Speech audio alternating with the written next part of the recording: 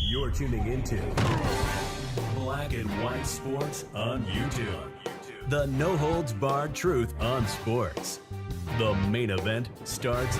All right, Black and White Sports supporters. Well, we're going to talk about the continued fallout around yesterday's blowout loss to the Golden State Valkyries. Of course, this game started at 11 a.m. Golden State was on 9 a.m. their time. They started the game at 9 a.m. and blew out the Indiana Fever in Caitlin Clark's return. Stephanie White's got Caitlin Clark looking like a shell of herself. Couple of pieces of video I want to show you guys. Number one, I'm going to play a clip from a Mavericks game that Stephanie White was doing the announcing for that involves Luka Doncic, who, of course, was involved in the worst trade in the history of the NBA. Of course, the Dallas Mavericks sent him to the Lakers. Yes, the Dallas Mavericks got awarded with Cooper Flag. I get that, but at the time, no doubt about it, the Dallas Mavericks got crushed in the dust. Dallas Mavericks were furious, but it's scary to hear the insight, the take that Stephanie White's got involving an all-world kind of superstar player like Luka. If this is how she feels about somebody like Luka not being in a lineup, being on the court, then she's not the right coach. All right? And it echoes what her mentor said about the Indiana Fever being more dangerous than without Caitlin Clark. And I really do wonder. That was in my video earlier, by the way. Carolyn Peck of ESPN is her mentor. She played for Carolyn Peck. And I've got to be honest. Did Stephanie White say that to Carolyn Peck in a conversation? I think we're more dangerous without Caitlin Clark. I don't know. I'm just speculating out loud. And that's complete speculation. But nonetheless, if you think these people don't still talk to each other all the time, you're out of your mind. This was Caitlin Clark yesterday. Come on, let's have some emotion. Let's have some emotion during this loss. The team was lifeless. It feels like Stephanie White sucked the life out of this team. And I got to tell you, I will show you the new WNBA ad involving Caitlin Clark. It's badass. It's a year or two late, but it's badass nonetheless. I got to tell you, I wonder, I don't know why Stephanie White stepped aside multiple times this year. I don't know what was going on. I haven't speculated, but I just wonder how happy she is really coaching this team. I do wonder because, look, there's a ton of pressure on her. There is, rightfully so. This is America's team, and this is America's sweetheart, Caitlin Clark. She's going to mess this up.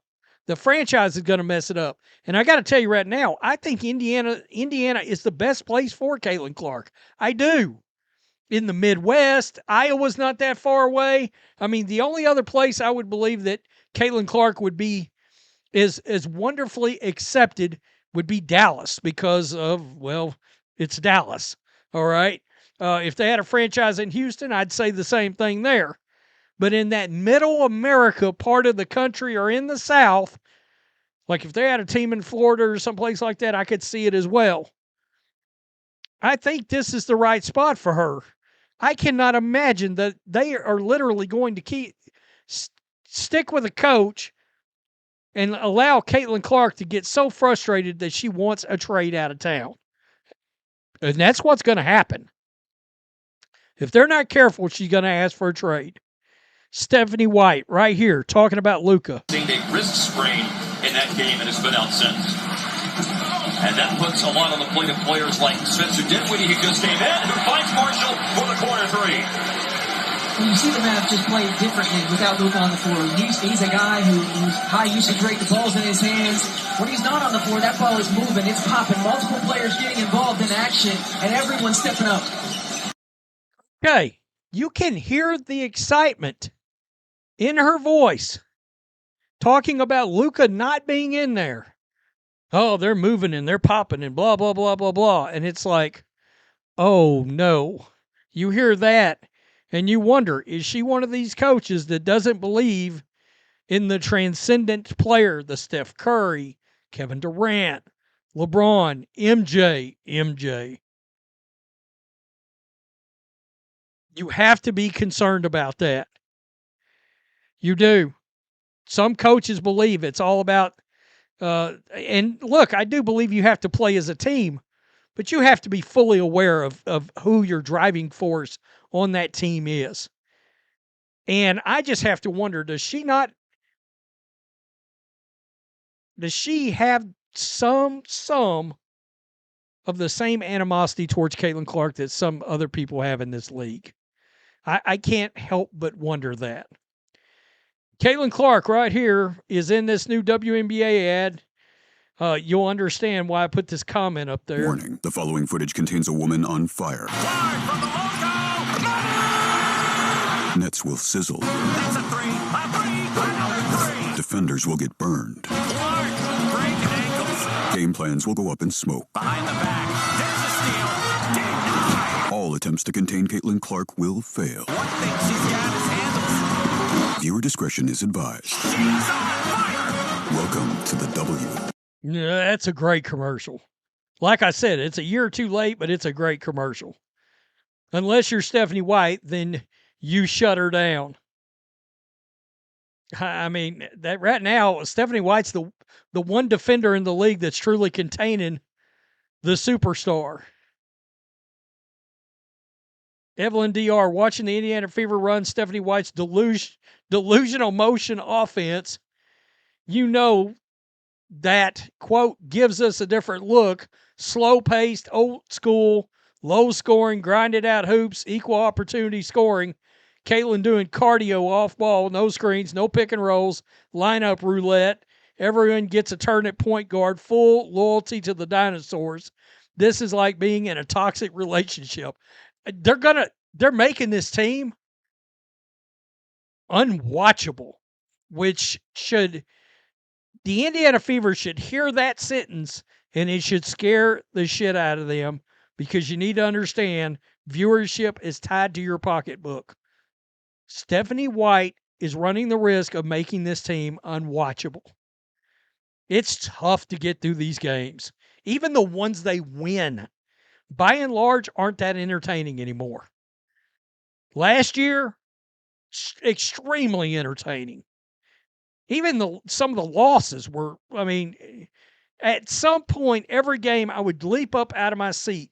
I think I've done that one time this year. One time. Coach White has a player like Michael Jordan and Caitlin Clark, but play her like Caleb Martin. Coach Stephanie White just showed everyone that pleasing players like Ari is more important than winning games. CC is the best point guard and not a small forward. I don't get it. And, you know, you can hear her when she talks about Sandy in New York and just the things she says. She's sending a message. Sandy Brondello, come on over. Whoa! Let's get to it. You can coach Sabrina.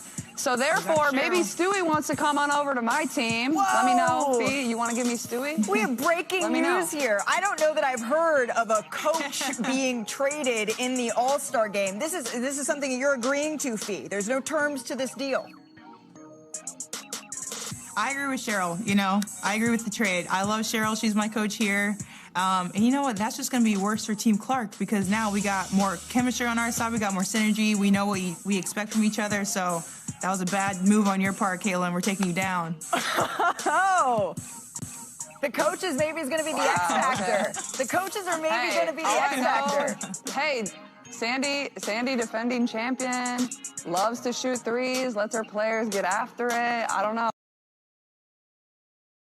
Lets her players get after it. Loves to shoot threes. You can learn a lot from just 1 minute. 1 minute. She's telling you right there how she wants to be able to play ball. And it's not happening. It's not happening. This is a big stretch.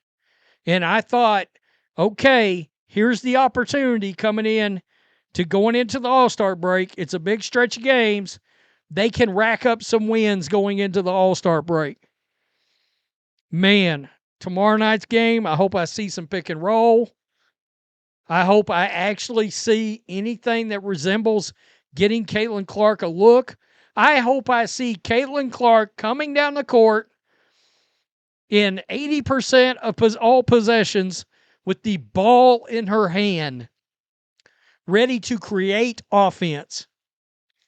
If that doesn't happen, it's a fail, and they'll lose the game.